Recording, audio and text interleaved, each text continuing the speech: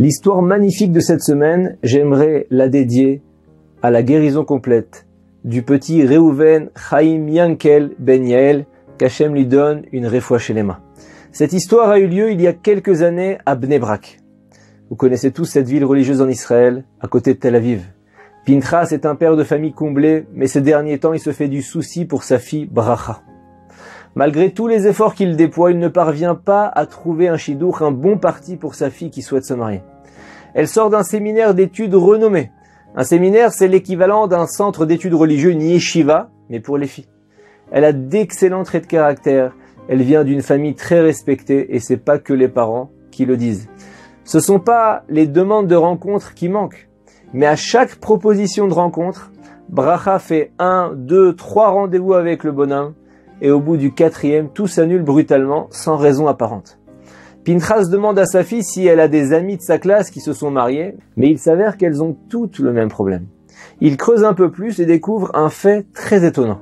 Les filles des autres classes du séminaire sont toutes mariées. Par contre, sur les 34 filles de la classe de Bracha qui sont toutes ensemble depuis le CP, aucune d'elles ne s'est encore mariée ni même fiancée.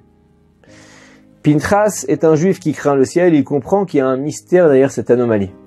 Il décide d'y voir plus clair et va rencontrer le Rav Chaim Kanievski, le grand maître de notre génération qui nous a quittés vraiment récemment, pour lui poser des questions sur ce phénomène étrange. Rabbi Chaim écoute attentivement et dit à Pinchas, ça se produit parce que quelqu'un en veut aux filles de cette classe. C'est peut-être un enseignant qu'elles ont blessé ou un autre élève.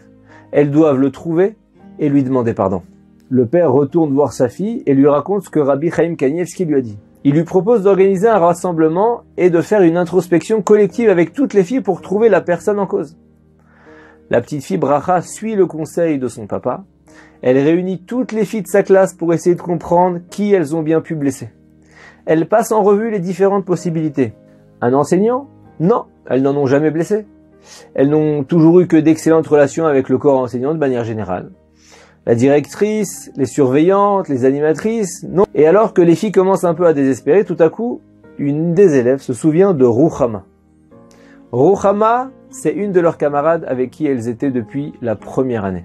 Ruchama venait d'une famille extrêmement pauvre, qui n'avait même pas les moyens d'acheter du savon, du shampoing ou même de la lessive. Ses vêtements étaient seulement lavés à l'eau. Sans gel douche, la famille se lavait le corps seulement à l'eau. Dans de telles conditions, cette petite fille dégageait une certaine odeur de peau peu agréable. Quand elle demandait à une camarade d'étudier avec elle, la fille prétextait qu'elle était déjà en binôme avec quelqu'un d'autre. Toutes les filles de la classe essayaient systématiquement de l'éviter, du coup, elle n'a plus tenté de leur demander quoi que ce soit. Ruchama s'asseyait toute seule à l'arrière de la classe, et le pire, c'est que cette situation a duré pendant 12 ans, et que c'était devenu tellement normal que les filles ne se sont même plus rendues compte qu'elles faisaient quelque chose de mal. Après l'école élémentaire, Ruchama n'est pas entré dans le même séminaire d'études que toutes les filles de sa classe.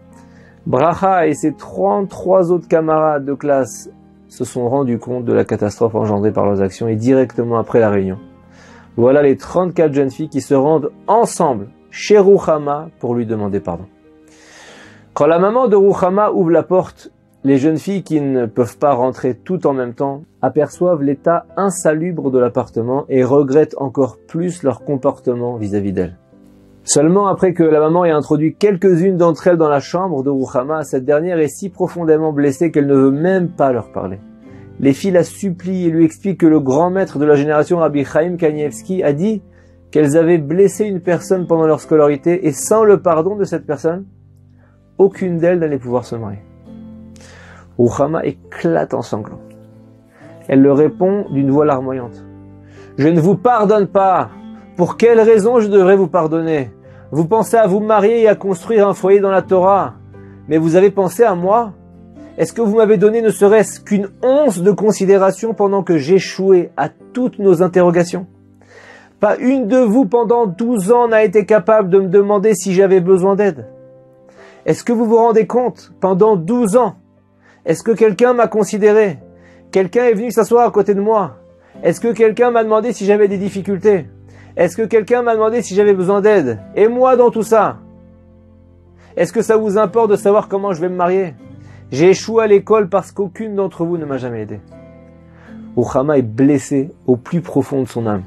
Elle a passé toutes ces années de scolarité dans la douleur et le silence, et pour la première fois, elle vient de libérer sa parole, sa douleur.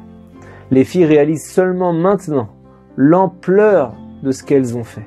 Elles ont le cœur brisé. Elles rentrent chacune chez elles, le cœur lourd, et toutes elles racontent à leurs parents ce qui s'est passé. Le père Pinchas n'en croit pas ses oreilles.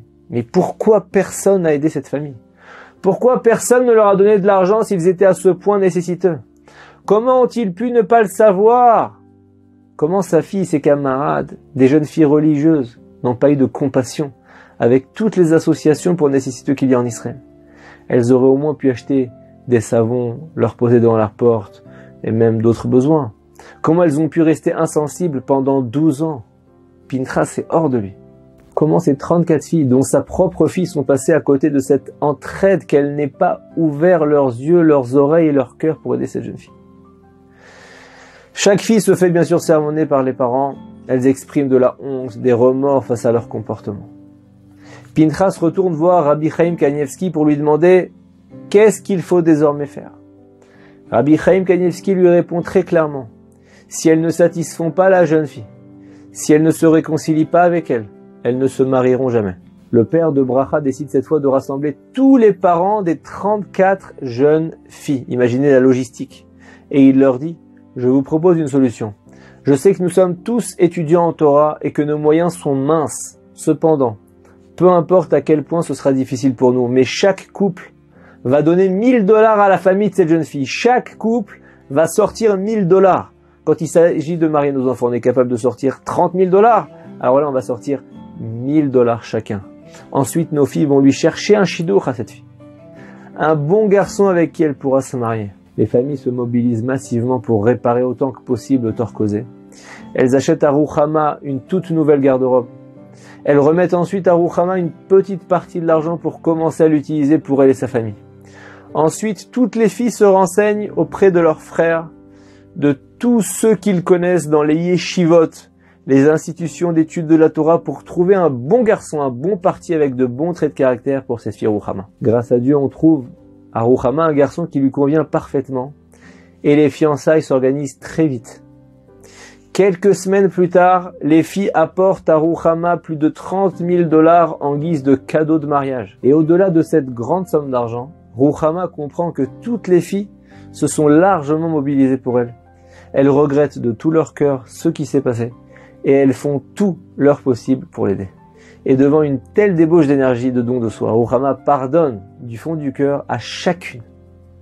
2 mois plus tard, Ruchama se marie, et après son mariage, on annonce les fiançailles de Bracha, puis très vite, régulièrement, des 34 filles qui se sont toutes mariées la même année. Cette histoire nous montre à quel point il faut faire attention au mal causé et au danger de blesser son prochain. Découvrir quelque chose que nous avons fait de mal est une bénédiction du ciel. C'est une chance. Il faut prier Hachem pour nous aiguiller, nous orienter vers nos maîtres, nous aider à éviter les erreurs et à corriger celles qu'on a déjà commises. Shabbat Shalom.